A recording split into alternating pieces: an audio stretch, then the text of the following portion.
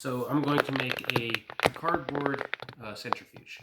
So to start out with, I'm going to get a piece of cereal box cardboard. You can use other cardboard. I find cereal box cardboard works though.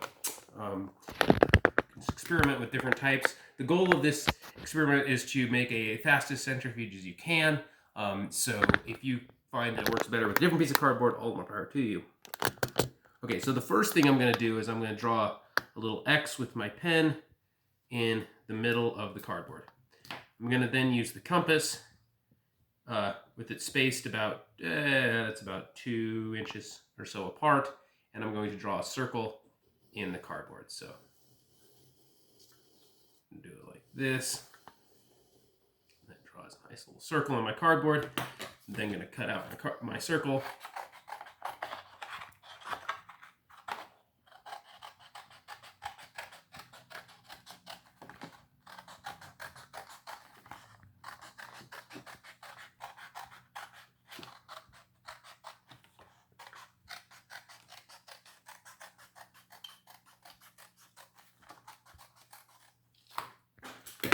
Okay, so the next thing I want to do is I'm going to want 2 holes to put string through that are right to either side of the X, maybe 5 millimeters apart. I'm going to poke them with the needle in the middle of the compass.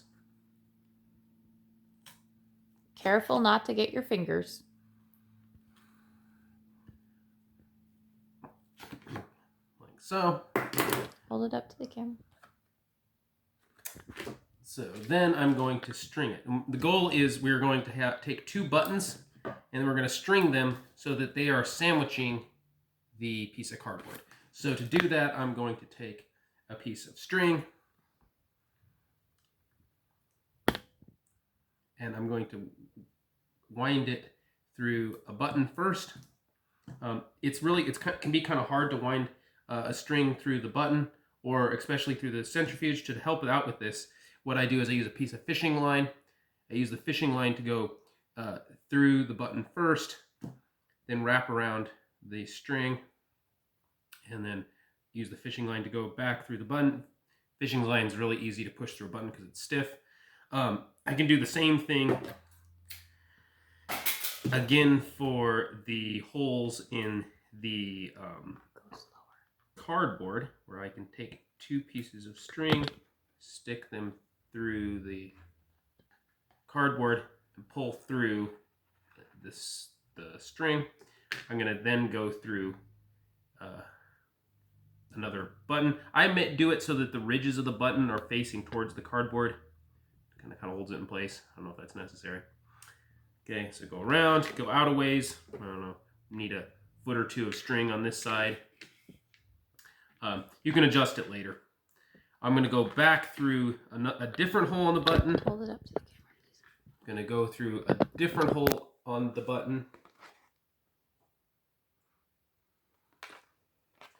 So let's say this one over here. And then back through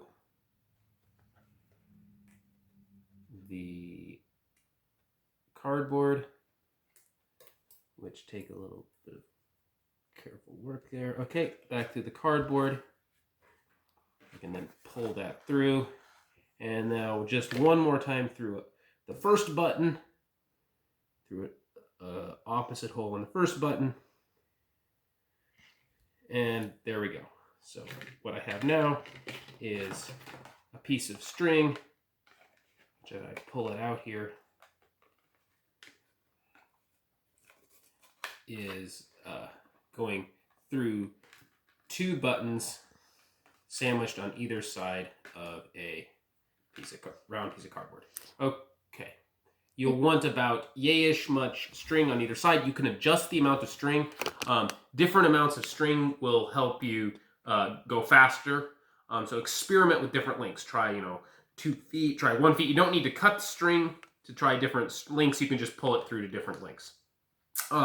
In the end, we're going to wrap this end around a pen. I'm not going to do that right now. What I'm going to do right now is I'm going to take the other end, pull out a little more there.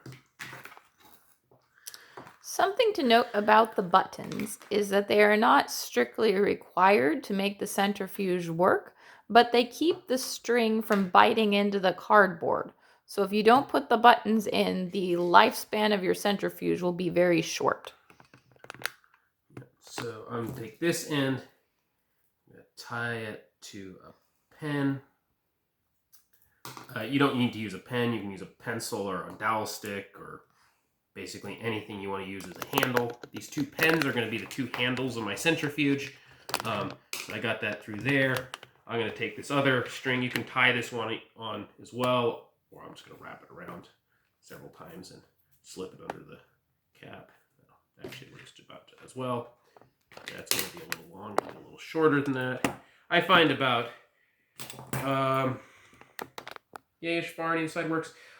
You get this happen where the buttons pull out away from the centrifuge. If that happens, you can take a little bit of piece of tape,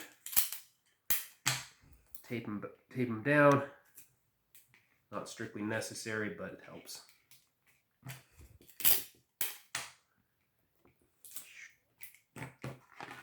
Flip it over. Boop-a-doo-ba-doo-doo.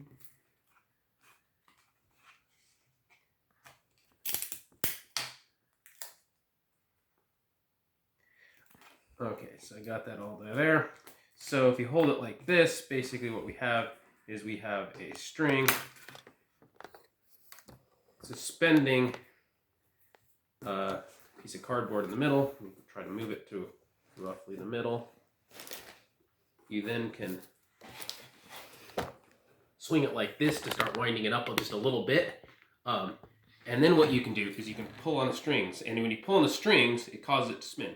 So if you pull when you're going apart, and then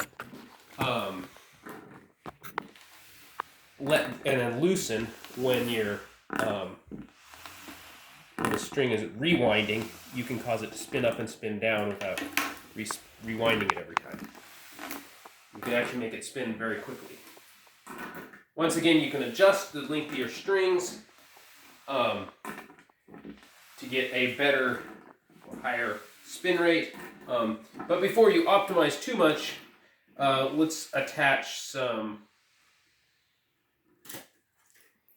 vials of things we are going to centrifuge. Okay, so back to attaching stuff. Okay, so I've got two vials of various liquids. So the goal is to separate these liquids, so to cause the fluid to separate into its components. The various liquids I'm going to separate. You can try different liquids. Mud works pretty good. You can see what happens when you separate mud. You can separate, I've done salsa, that's kind of fun to do. You can do tea. If you do tea, you might want to make it rather concentrated because, well, otherwise you won't see much. But even if you just separate normal tea, you just have to look closely for the things you separated out of it. Okay, and you want to tape these on really well because this thing, as you saw, spins really fast. And if you don't tape them on well, they can come off and hit you or fly behind a couch. Don't ask how I would know that. Or come open and explode. Well, okay, I do that too. Okay, so you really do want to tape them on good. You might want to wear safety glasses while you're spinning them. Or just regular glasses at least. Keep them out of your eyes. Okay, so last piece of tape here. Actually, I should tape them on really well. Make sure you put one piece of tape that goes around the tip, so it kind of holds them in place. Then I also put pieces of tape here and here. You want to have these on opposite sides so they balance out. You don't have to be perfect. A cool physics feature of this centrifuge design is that as it spins, it'll balance the knot automatically, but you do want to try to get them close to being balanced. Across from each other, you'll want the caps of the vials pointing towards the center. If you do the caps pointing out, they'll fly open and you'll get wet. So point them together. So then I hold them like this, and I can spin them off. It's a little harder to spin them with the vials in place, but you can still do it.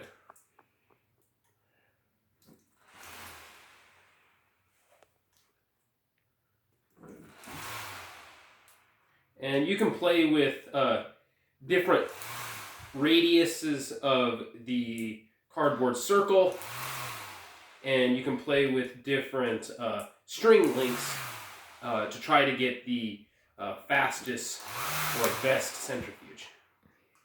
So, If you're hearing that noise, you're doing it correctly. yeah.